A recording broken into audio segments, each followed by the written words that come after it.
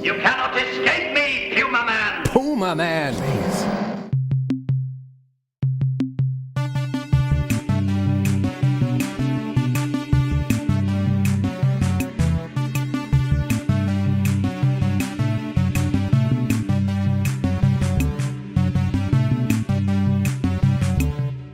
This time we watched Season 9, Episode 3, The Pumaman. And if this movie were about Donald Pleasence, I understand it would be called The Cougar Man.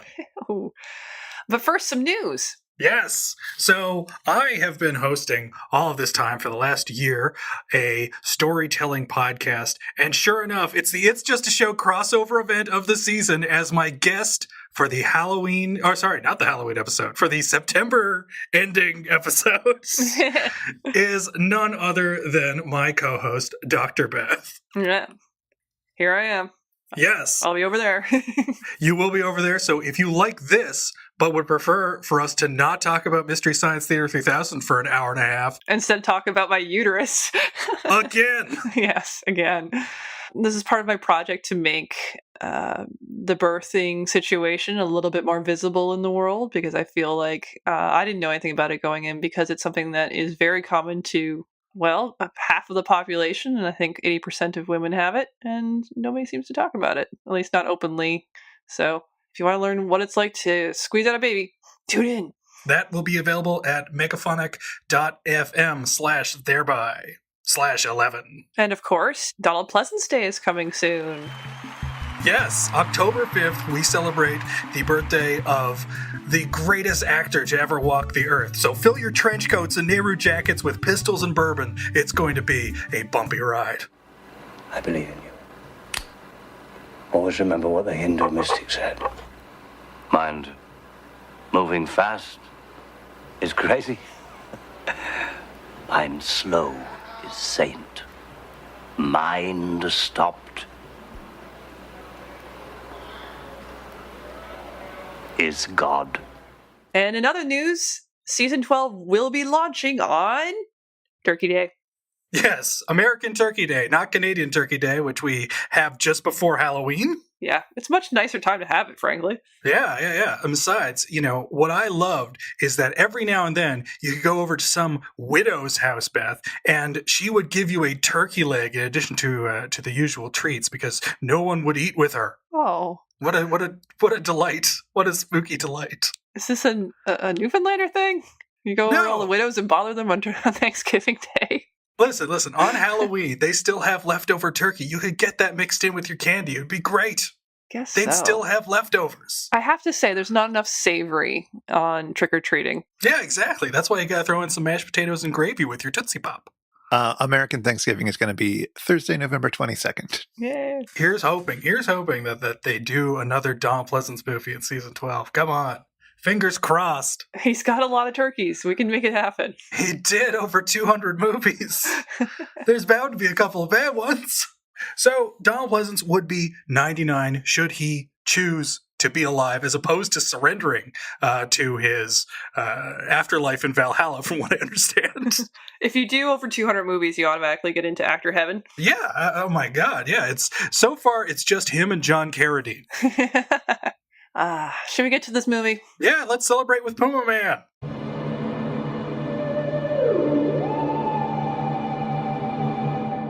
This time we watch Season 9, Episode 3, The Pumaman. The movie opens on leather mummy archaeologist Jane Dobson examining an ancient mask and deciphering its instructions. When aimed at someone, it can be used to control their mind.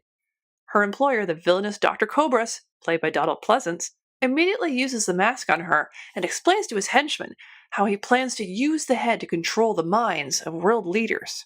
Cobras also, somehow, knows the Pumaman will be after the mask and orders his henchmen to find him and kill him. This apparently involves throwing young American men out of windows.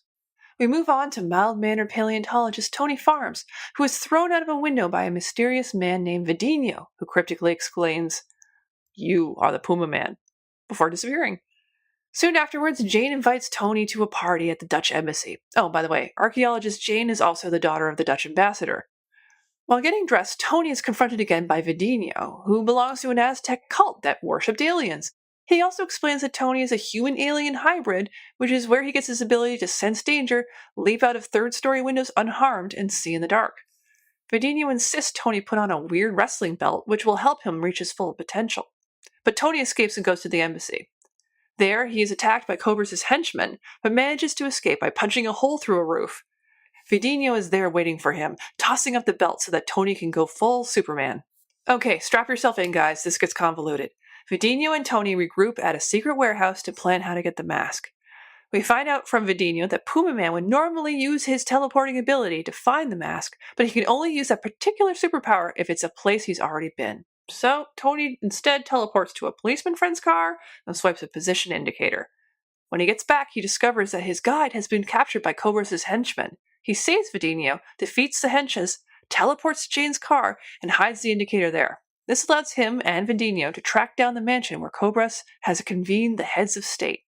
Tony tries to get the mask, but there's some kind of force field protecting it, so Tony and Vidinho backtrack to their now not-so-secret warehouse, but not before Cobras manages to use the mask on Tony and begins urging him to commit suicide.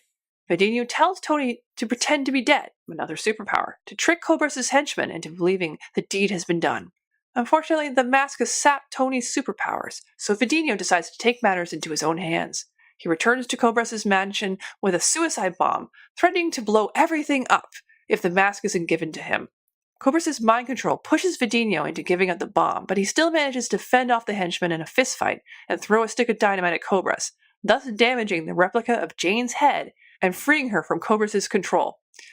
Oh, the head thing? Ugh, don't worry about it. She then smashes Tony's replica head, which restores his powers. Cobras escapes in a helicopter, but Tony catches up and makes him crash. R.I.P. Cobras. With the world safe, Vidinho, Tony, and Jane travel to Stonehenge to meet an alien ship, which teleports away the mask and Vidinho to be returned to the Andes. Before leaving, he instructs Tony to look for him when it's time to train his son. With that in mind, Tony flies into the air with Jane, and it's implied gets right down to the baby making. And remember, folks, each man is a god, each man is free. Meanwhile, on the satellite of love, meet Tom Servo. He's sick. Can you guess why? If you spot the lifts in Tom's hover skirt, you know he has short man's disease. Common symptoms of SMD include wearing a bandana and leather jacket combo, carrying a gym bag everywhere, and bragging about public displays of affection with imaginary thong-sporting girlfriends. Fortunately, this condition does have a cure, baby aspirin, which Mike shoves down the robot's throat. Back on Earth, we see Pearl dressed to the 1699s and fretting about the fancy dress ball she's throwing in Castle Forrester. The low attendance can be blamed on Brain Guy, who's hosting a low-key sliders marathon elsewhere in the castle. In segment 2, Mike offends Shelley, one of the ship's nanite hairstylists. Instead of giving Mike the dry look, Shelley turns his scalp into a mini desert complete with cactus. Segment 3 tells the ancient legend of a man who ascended to the stars and became the first Coatamundi man. At least that's what Tom and Crow tell Mike when they present him with his sacred costume. A Rhoda vest, Tom Baker scarf, and a cowboy hat. Plus, he gets nice rinky-dink theme music that wouldn't sound out of place coming from an ice cream truck. Tom and Crow use their Donald Pleasence-like mastery of hypnotism to control folk singer Roger Whittaker in segment 4. Their trick pays off, as Whittaker ends up at Castle Forrester in the final segment, but not to visit Pearl. No, Roger Whittaker wants to see what Brain Guy and company are up to. Pearl, having none of this, grabs Whittaker's guitar out of his hands and slugs him over the head with it. At least her party went out with a bang.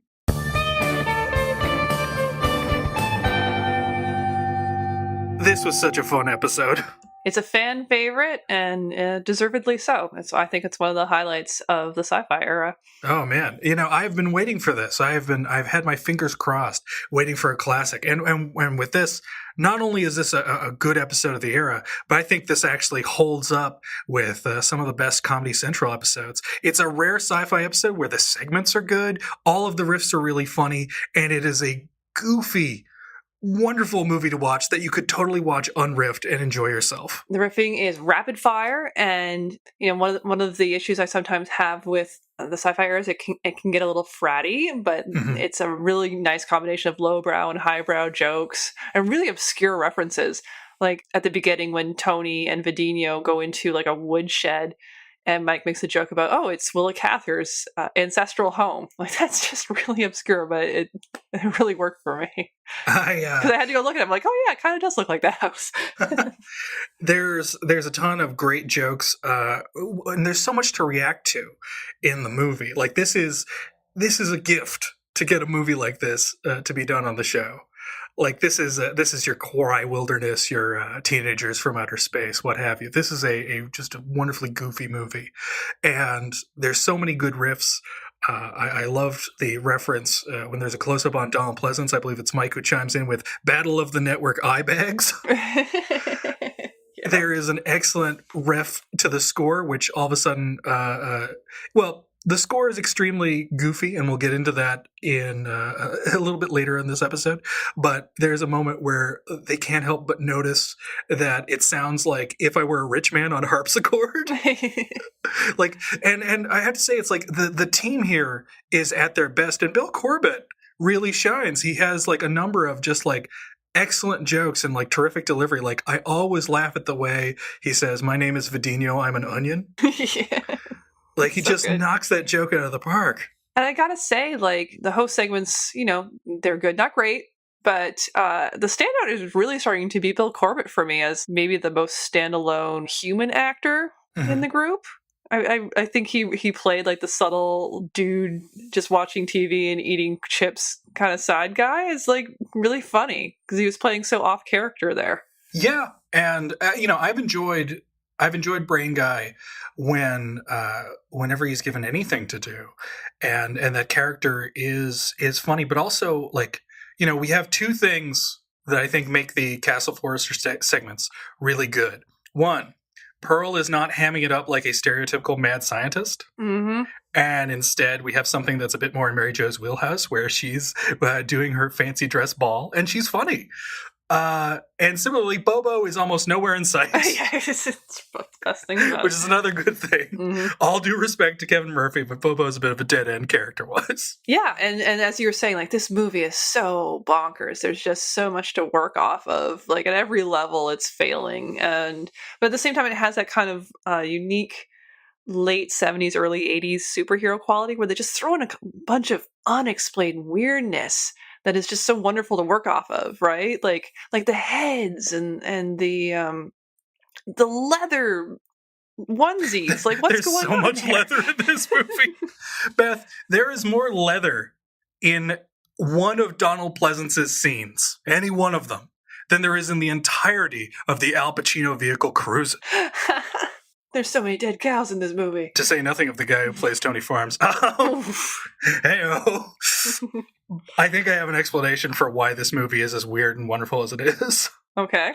It was co-written and directed by Albert DeMartino, who directed a previous MST3K entry, and I didn't know this until watching this episode for this podcast, is that he directed Operation 0007, the James Bond movie with Sean Connery's brother Neil in it. Oh my god, really? Yes, they riffed that in season 5, and I love that episode. And I looked it up because I really want to see more Albert DeMartino movies, as it turns out. He made an Omen ripoff called Holocaust 2000 that I have yet to watch. Sounds pretty amazing. It's got an Ennio Morricone score going for it. And I found this amazing quote looking up DeMartino. And this was in his eulogy in The Telegraph. In 1980, however, DeMartino came close to losing his house when, for the first time, one of his films almost failed to cover its costs. He ascribed the failure of The Pumaman, 1980, in which a legendary Aztec hero is pursued by Donald Pleasence, to the rising power of television. Is that what did it? Yep. Just the high production values of something like Greatest American Hero just put Pumaman to shame. It ends. He made several more films, concluding his career with his 30th, Miami Golem in 1986, which he later disavowed. Oh, God. I have to see all this dude's movies. So, Adam, we should talk about our favorite Alfred Hitchcock impersonator. You think he sounds like Alfred Hitchcock? He looks like him. What? The first time, before I got to know him better, I'm like, oh, he kind of looks like Alfred Hitchcock. Before you two were intimate? Exactly. Well, I mean, they certainly have distinctive voices. I'll give you that. I assume that Alfred Hitchcock also had childhood elocution lessons. That's the only way I can explain that. Is he your favorite actor? Oh, well, yeah. How could he not be? Donald Pleasence totally rules. Whether he's in leather, whether he's in, what was he in, like a Nehru jacket in Warrior of the Lost World?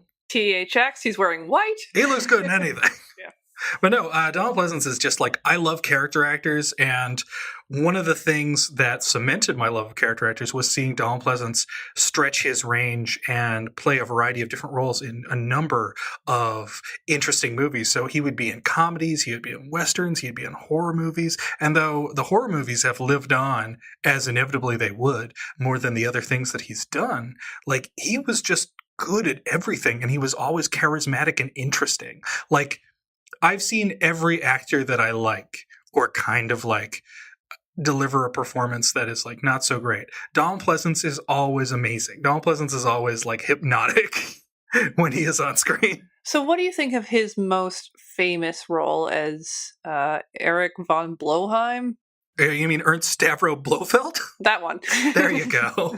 Well, FYI, his most famous role is Dr. Sam Loomis in Halloween and several of its sequels. Okay. Come on now. He did 5 of them. That I would say is his definitive role. But is he terrific as Blofeld? Yes. And I think that one of the reasons why he made such a great impression in that movie, and why it's Blofeld, his Blofeld specifically, that is the definitive version of the character and what people reference when they reference Blofeld. Like, they don't reference Telly Savalas, who was really good in On Her Majesty's Secret Service.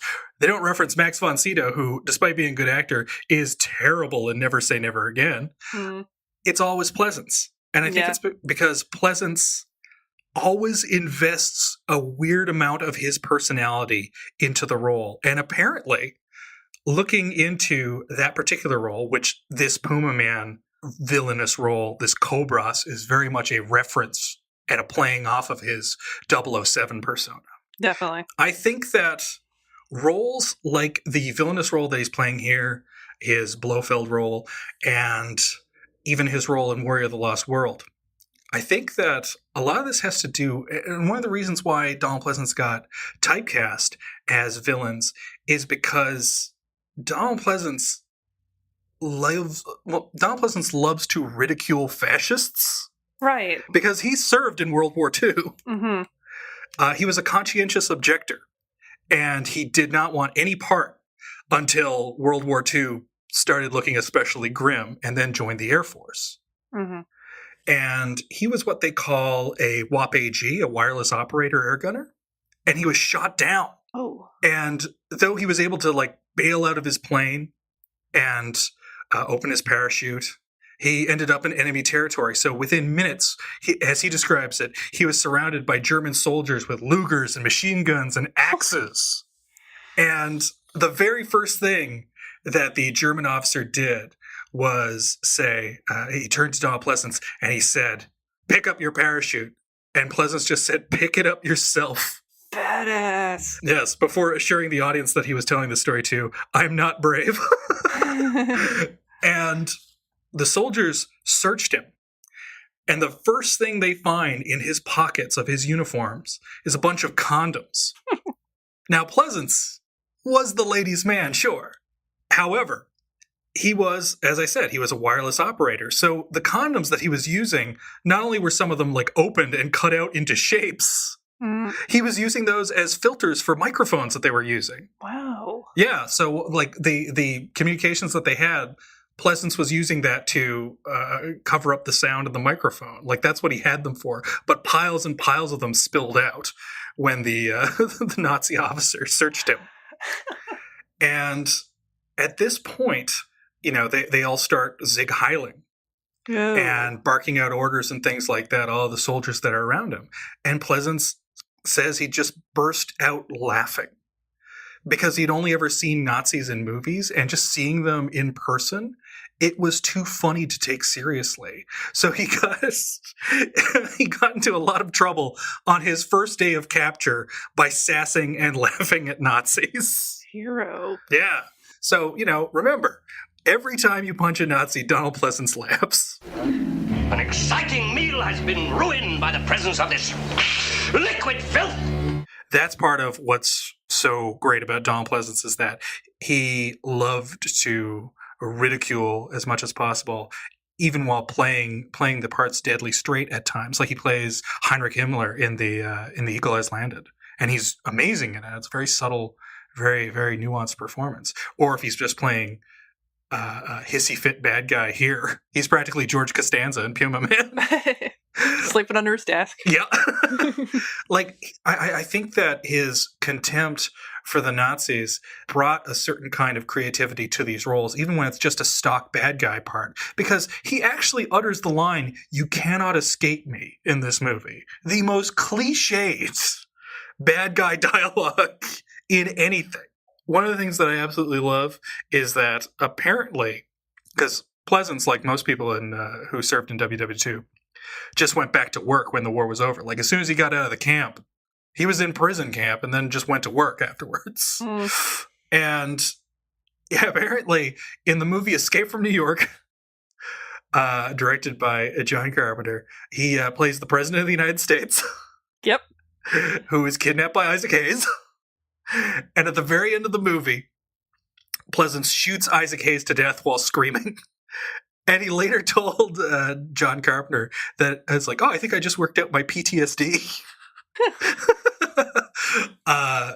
Like, I don't know. I love that about him. He was a tremendous actor, but he had this kind of like artistry and a sense of humor. I mean, he was a Renaissance man. He was a writer. He was an actor. He could sing. He could dance. Well, there's nothing he couldn't do. And there'll be a link to this in the show notes, but you also watched the video essay about his acting career that showcased a bunch of roles that he did. What did you make of that? Like seeing the different parts that he played? It's a good clip show, and it first of all surprised me about how many movies, like good movies, that he has been in, because I think he has a reputation for doing a lot of schlock, but he's just one of those actors who always worked. So he has a big combination of good movies, bad movies, middle of the road movies. I always thought of him as an actor of a relatively limited range, so seeing this clip show showed that he was actually capable of quite a bit of things. Like, he was really good at comedy, he was really good at period movies, he could work, and he always elevated whatever he was doing. A good example of that, as you mentioned, was THX, which, it's good, but he's the best part of it. So. Oh my god, yes. And as I was saying, I thank you for getting the opportunity to see The Last Tycoon and how hot Robert De Niro was in that movie. So thank you for that.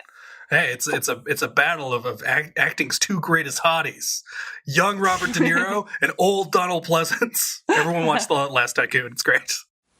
The heart out of the bosom was never given in vain. 'Tis paid with sighs aplenty and sold for endless rue.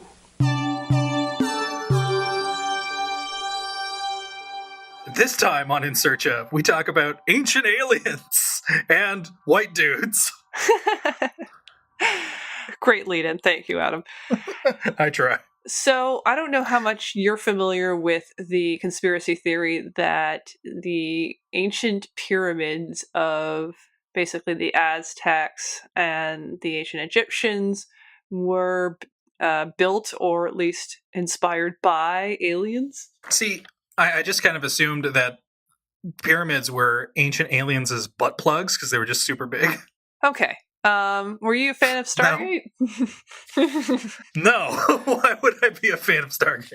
Is anybody Stargate's a fan terrible. of Stargate? No. Stargate is the Star Trek Voyager of all other television.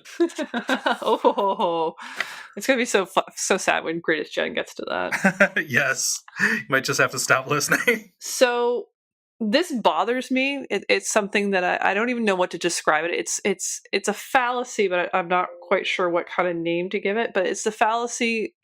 I'm gonna call it the past is stupid fallacy. Okay. Where we assume that people in the past were too dumb to do certain things because they didn't have access to certain kinds of technology. So therefore, aliens must have done it. So you look at, for instance, the Egyptian pyramids that are quite impressive. Like, each of those stone slabs is 2 tons, right? Like, how did people who only have, rocks and ropes, How did they manage to put this together? Frightened slaves.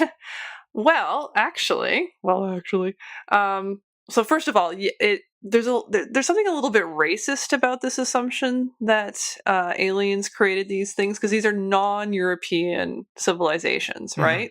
And there's a long history in anthropology in assuming that any kind of example of sophisticated technology that you see in non-white civilizations must have been given to them by somebody else.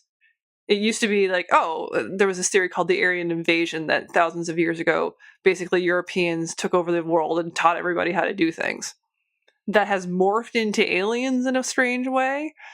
There's just this idea that, no, they were too stupid to be able to do this. They couldn't possibly have done it on their own. So it must have been aliens. And yet, I have yet to see any compelling evidence that aliens have been helping us along the way beyond, wouldn't it be neat if these crop circles meant something? Wouldn't it be cool to imagine that that's true? So there's that, but to some extent I can see where this conspiracy theory is coming from, because it is interesting that a lot of these ancient civilizations from all over the globe seem to be attracted to the pyramid, right? It's not just, the ancient Aztecs, the ancient Egyptians. There's all kinds of societies that had pyramids in them. So it's just like, what caused all these places from all over the world to be attracted to the shape? Do you have any theories, Adam? Attracted to the shape? Well, there was the aforementioned thing I said about plugs. No. I mean, aside from the fact that it would be a stone representation of a mountain, that's about it. It's really funny to read. Like, if you Google ancient pyramids aliens, you get a lot of different kinds of approaches to it. My favorite was just like, wow, ancient aliens, that is so dumb. They're obviously networked energy generators.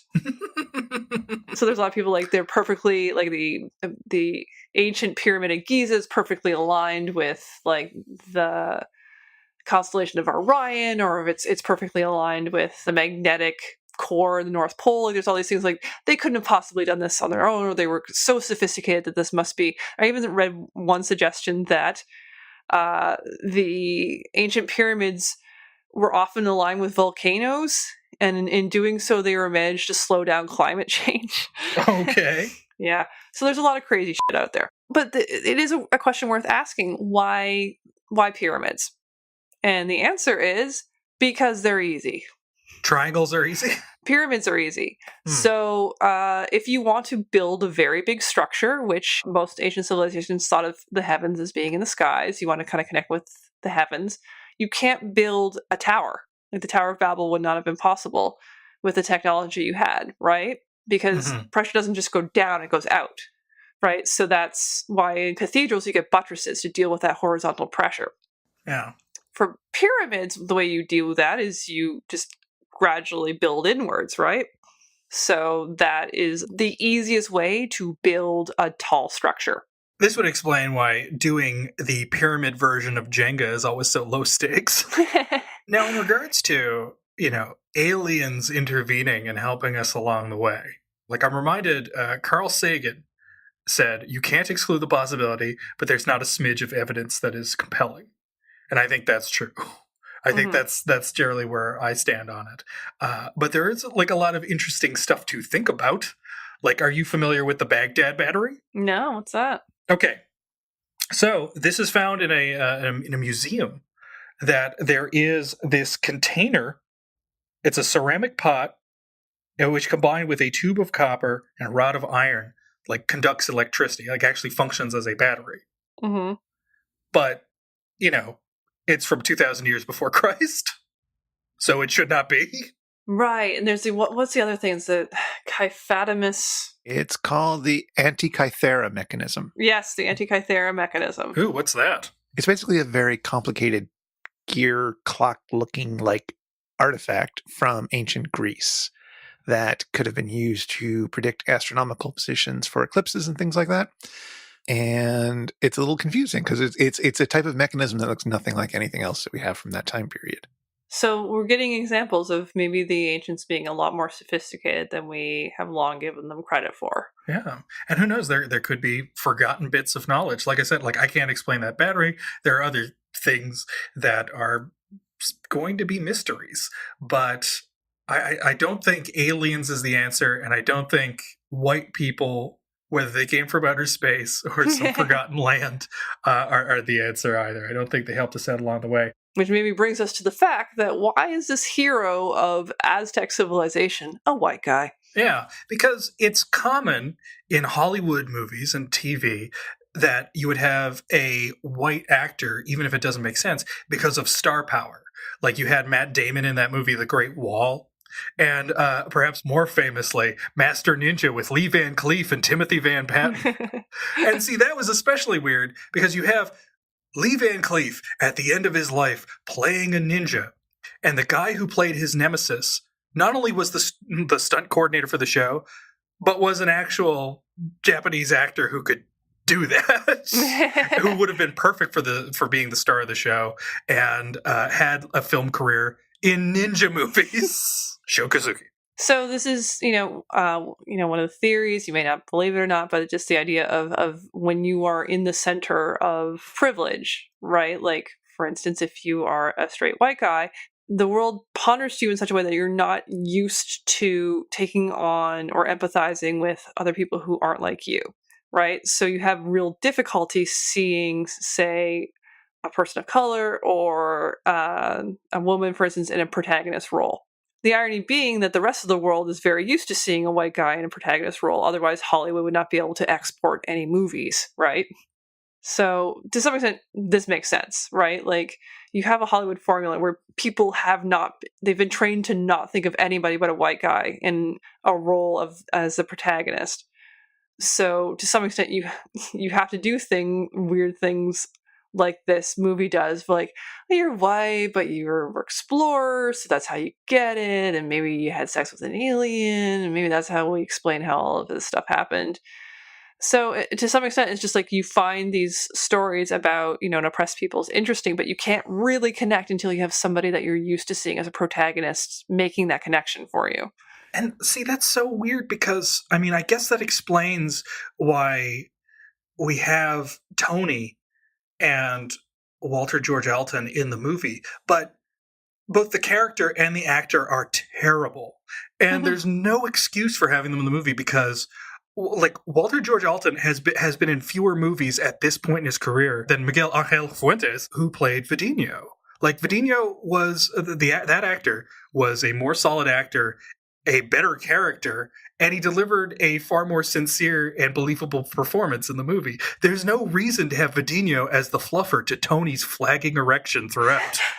I agree entirely. One of the first things I thought about when I saw Fuentes is that, wow, he's like the Hispanic Arnold Schwarzenegger. Like, he's really built. He's got a very strong, charismatic presence.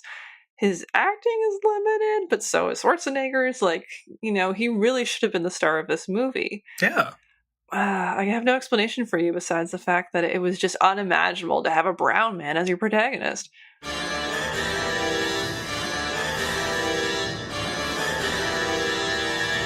Beth, we can't talk about this movie without talking about the music. This music is a level of amateur that we have rarely hit, even at the MST3K level. There's a number of great riffs for how you sing along with the rinky-dink ice cream truck theme music that Pumaman has. My favorite would have to be When You Want the Flavor of Bacon in a Dip. When you want the flavor of bacon in a dip. Yeah, I enjoyed that too. Do you have any explanation for why this is so bad? Well, I think that it's this weird artifact of another time. Like, when you're thinking about the dominant scoring of superheroes, like, we had John Williams' great orchestral Superman the Motion Picture score, but that was just 2 years prior to Pumaman. Mm-hmm. And what you were normally hearing, like, when it came to, like, the scoring of superheroes, you're talking about cartoons, so you're talking about the poppy music that's used in the Marvel animated series like Iron Man and Spider-Man of the 60s. You're looking at the Adam West Batman, which also had, again, 60s pop stylings. And I think a lot of that got reflected in what little superhero media there was, which would have been like the live-action Hulk show of the 70s. Right. and the Wonder Woman show of the 70s, which again favored a pop sound rather than a traditional orchestral sound. Like they were very, very 70s. And so with Renato Serio and his score for this movie, He turned on his Casio. yep, he brought it to the 80s with this brand new keyboard.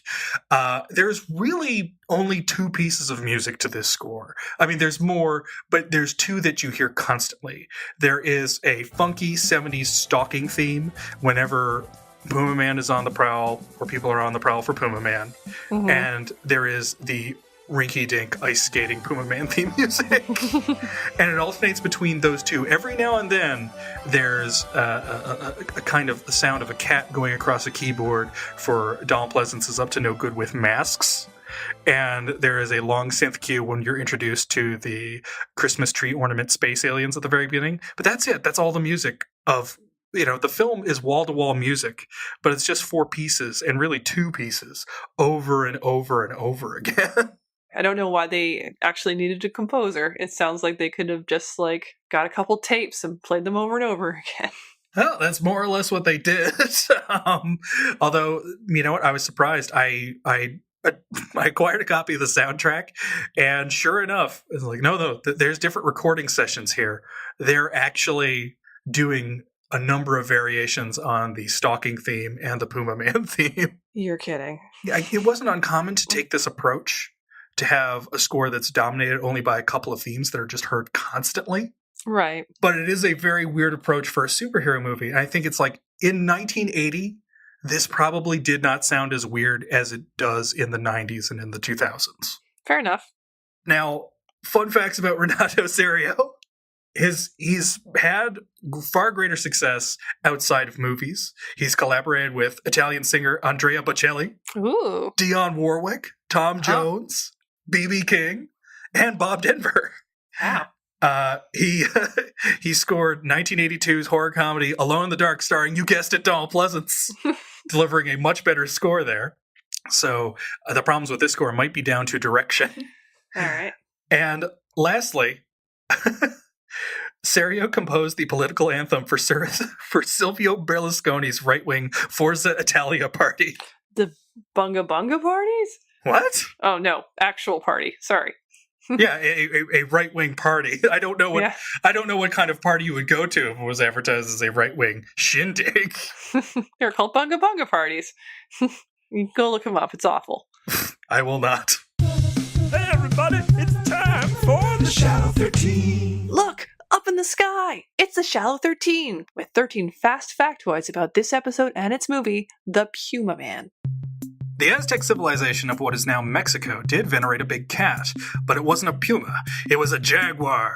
The jaguar was the favorite symbol in Aztec representations of war, and the bravest of warriors were inaugurated into the high-status Jaguar Warrior Society. During the Spanish conquest of the Americas, Aztec sorcerers were accused by the Spanish of murder, insurrection, and of changing into jaguars. The most famous of these sorcerers was Martin Ocelotl, who was denounced to the Holy Inquisition in 1536 and accused of devil worship, predicting the rains, and transforming himself into a great spotted cat. Our star, Walter George Alton, got into acting when the law firm he'd been working at refused to make him a partner. He was offered a role on General Hospital, but Alton wanted to make it in motion pictures. His first film job was a small role in the Blake Edwards film 10, before his star turn in The Pumaman the following year. Alton's only work after donning his magic puma belt came 4 years later in the 1984 Canadian dance aerobics drama Heavenly Bodies. In Bodies, Alton wants to close down a rival aerobics studio headed by street legal Cynthia Dale. After Heavenly Bodies, Alton returned to law, and he now has his own firm, but Misty shouldn't drop him a line. Alton's got warm memories of boozing with Donald Pleasence, but that's it. He's not a fan of this episode, he's not a fan of the concept of MST3K, so please leave Pumaman alone. The Pumaman's trademark costume was a compromise between the director and the star. The character was originally supposed to don a bright pink suit, but Alton balked and was given a much more dignified outfit consisting of a green shirt, a cape, and dockers. According to the soundtrack liner notes, a set of 4 action figures were designed as a tie-in for the film, and I quote, 4 horrifying miniatures that for us, when confronted with our distaste, are nothing less than sublime, end quote. Those looking to give me an early Christmas present can send the Cobras action figure to It's Just a Show, care of Scruff McGruff, Chicago, Illinois, 60652. Or if you can't find an original Cobras action figure, make your own. John Abrahams created homebrew versions of Tony, Vidinho, Jane, and Cobras. Photos of these action figures and a description of how they were made can be found online. Link in the show notes. The dry look, frequently referenced in this episode, is the name of a hairspray for men formulated by Gillette in the early 1970s. It was intended for men who'd adopted the 1960s fashion preference for longer, natural hairstyles, and wanted to keep their natural, blown-dry hair looking unnaturally neat and flowing. Ads for the dry look declared that the wet head is dead. Brill cream gobbed hair proved a man was a square, but the dry look indicated a virile man of action. These ads were so influential that they became an integral part of the 1972 World Series, which pitted the mustachioed dry look Oakland A's against the clean-shaven brill creamed Cincinnati Reds. In step with the trends of the times, the A's won it. Shelley the Nanite goes overboard with Mike's request for the dry look hairstyle in segment 2. This is a callback to Season 8, Episode 12, The Incredibly Strange Creatures Who Stopped Living and Became Mixed Up Zombies. There, Shelley gives Mike an impossibly high haircut. A clip of this sketch can be seen during Season 9's version of the opening credits.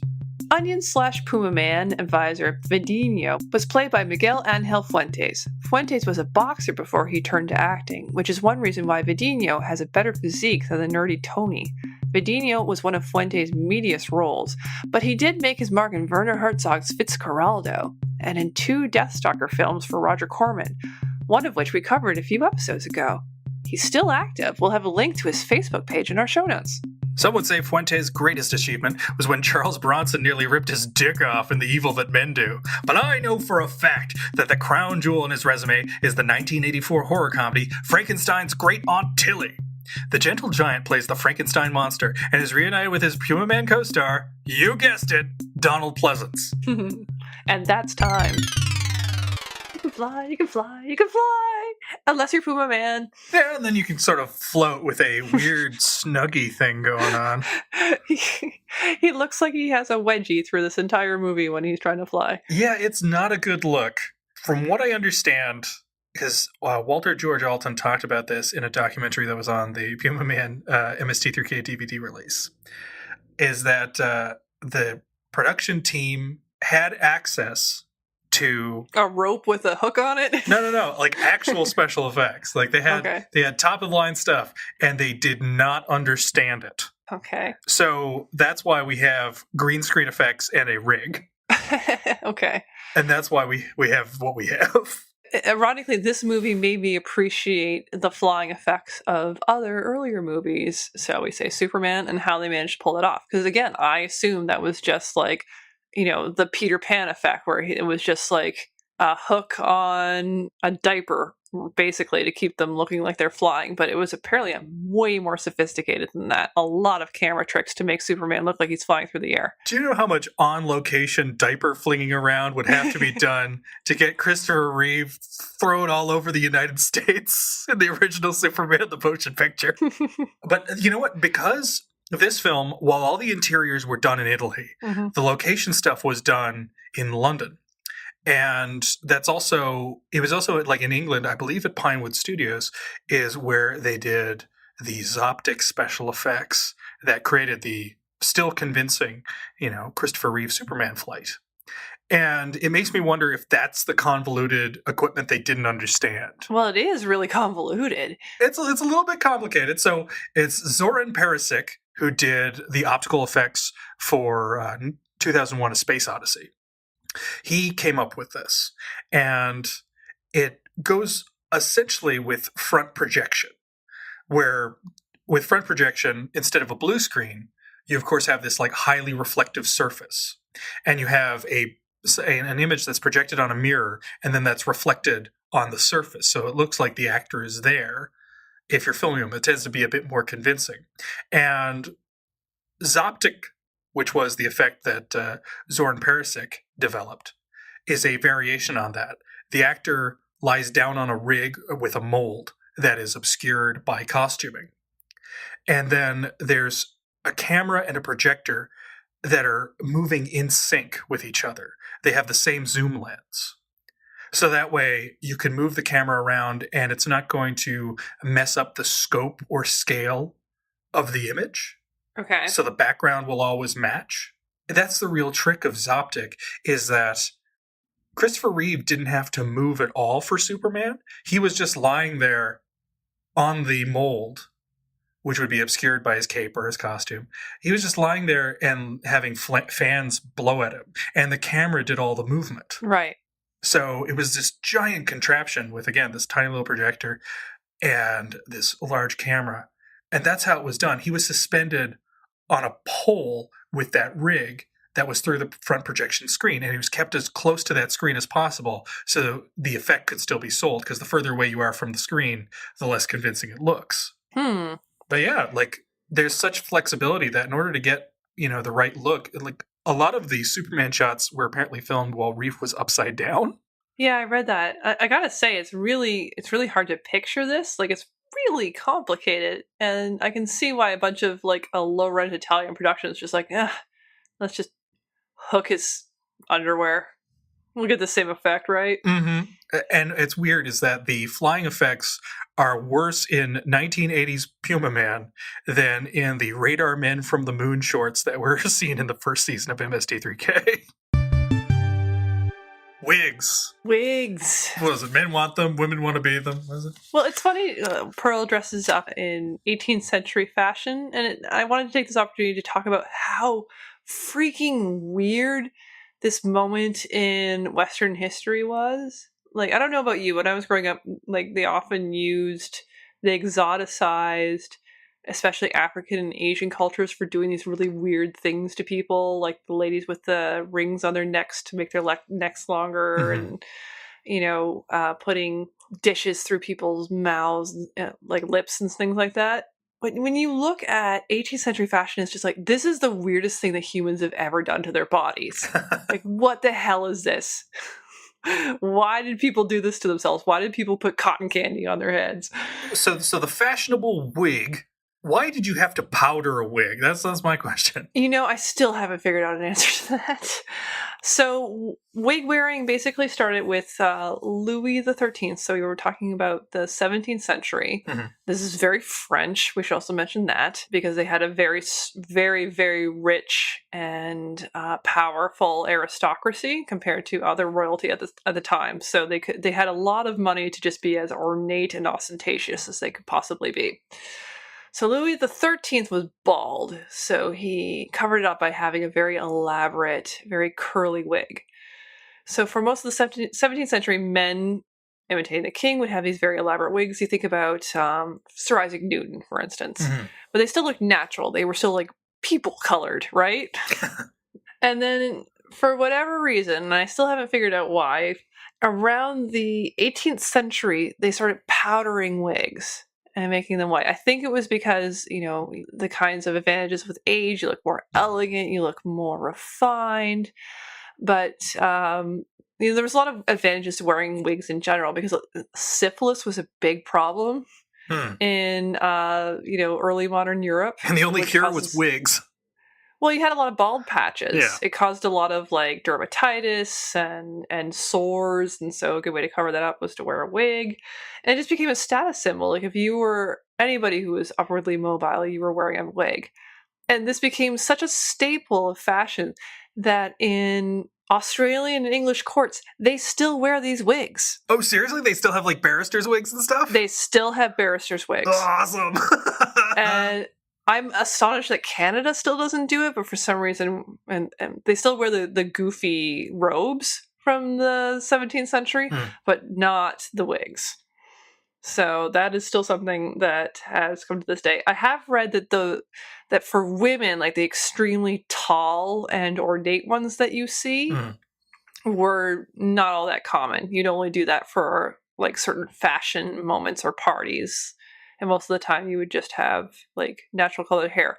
But interesting enough, men would have white powdered wigs, but women would often have pink, purple, peach. Like they were basically a bunch of poodles running around.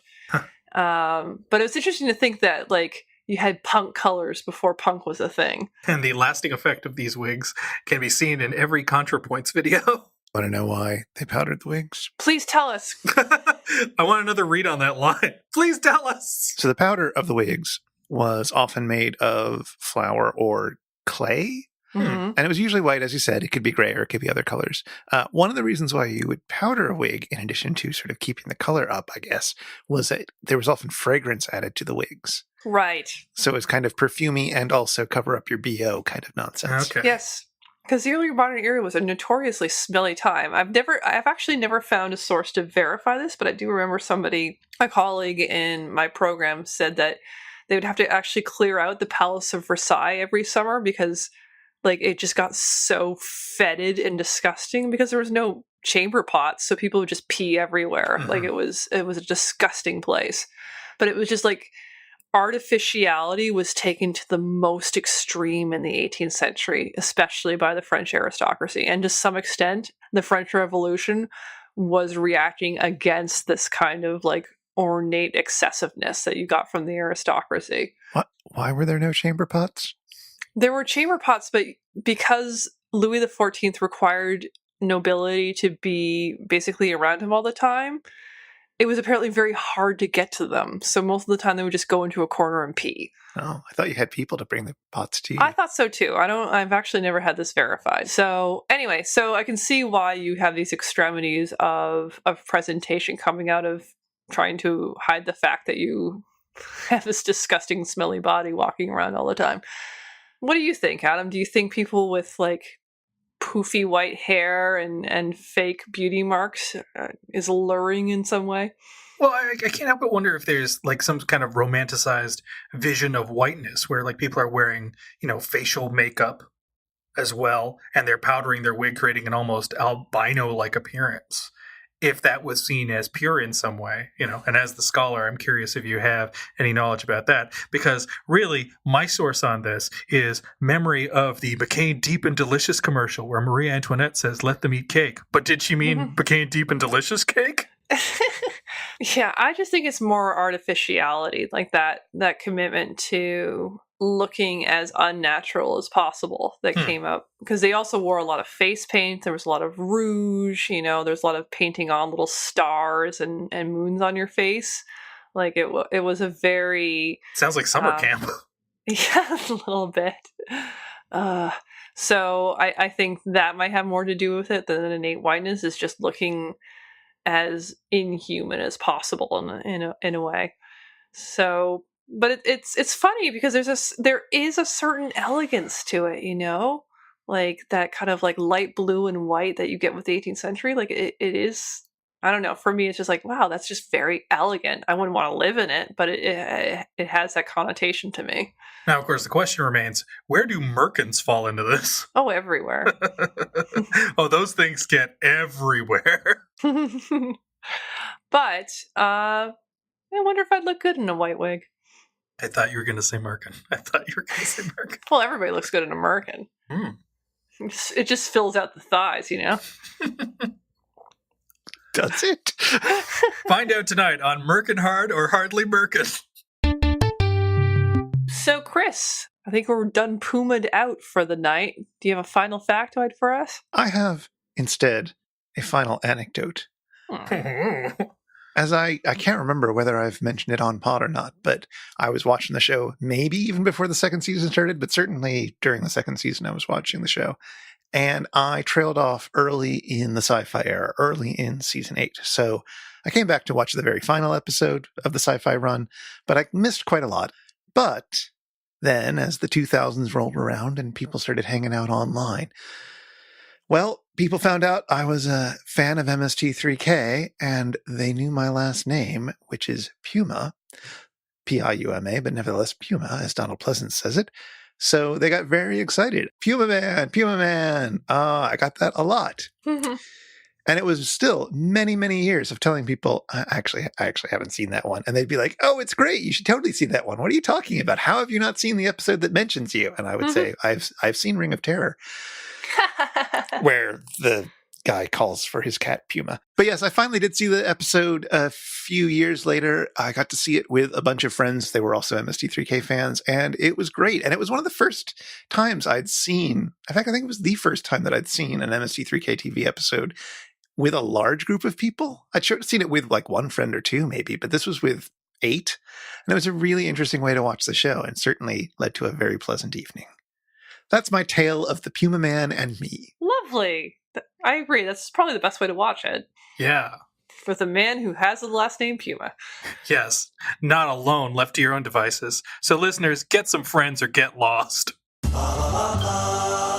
If you've been affected by the issues on this show, if you want to share with us your favorite Donald Pleasence moment or half dozen moments, or if you'd like to ask Beth and Adam anything, get in touch with us. Our website is itsjustashow.com, or we're on Twitter at itisjustashow. We'd love to hear from you. It's Just a Show is a podcast from Megaphonic FM, and you can find all our fancy little shows over at Megaphonic FM, including that episode of And Thereby Hangs a Tale that Adam hosts with Beth on there. You know, we mentioned it early on. It either already has dropped or it's going to drop in a day or two. You can support It's Just a Show and access some superfan bonus bits by going to itsjustashow.com/Patreon or patreon.com/itsjustashow. And if you want to follow up on anything we mentioned today on It's Just a Show, you'll find links in our show notes at itsjustashow.com/episode/36. Well, I suppose it's time for us to close the duck egg blue eyes on our giant papier-mâché Donald Pleasence heads. A Donald Pleasence day for this year has come to a close. Chris, what do we have coming up for our next episode of It's Just a Show? Well, now that we've all opened our Donald Pleasence presents, or, you know, we've held off until the actual October 5th day of Donald Pleasencing, this also, as you know, marks the official opening of the most spooktacular time of the year. So let's get in the creepy crawly mood by watching Season 1, Episode 7, Robot Monster, and a few Radar Men from the Moon shorts. Season 1. Oh, man. Beth, have you ever seen Robot Monster, missed it or not? I don't think so. This is one of the most famous bad movies of all time. This is perhaps the most famous bad movie ever done by this show. This is on par in terms of notoriety with Plan 9 from Outer Space. Whoa, really? It's the titular robot monster, which I will spoil for you, is a guy in a gorilla suit with a diving helmet on. Okay. The movie is nothing short of incredible. I haven't seen this episode, but this movie is guaranteed to bring a lot of entertainment to the table. I'm very excited. All right. Well, I will suspend my suspicion about Season 1 episodes to hopefully be entertained by this very strange-sounding movie. I enjoy the crawling eye, so you know what? I'm willing to give this a chance. People have said that this is the Season 1 episode where they really have found their feet. Oh, yay! So we'll see. Good. As I said, it also has 2 Radar Men from the Moon shorts, which they showed during Season 1. Shorts. Yay. Yeah, no, it's a serial. Yeah, no, this is bad. And we'll be starting with episode 4 and 5. That's when it gets good, right? It's a serial, so in theory that shouldn't matter. But I don't remember Radar Men from the Moon being fun. Mm-hmm. So, but I don't know. We'll see. I haven't seen it in ages. On that note, until next time. It's pronounced Puma, people. Yeah, it's pronounced Puma. So pleasant dreams to one and all. Until next year. I am pronounced Puma. All right, take it away, Theme Squad.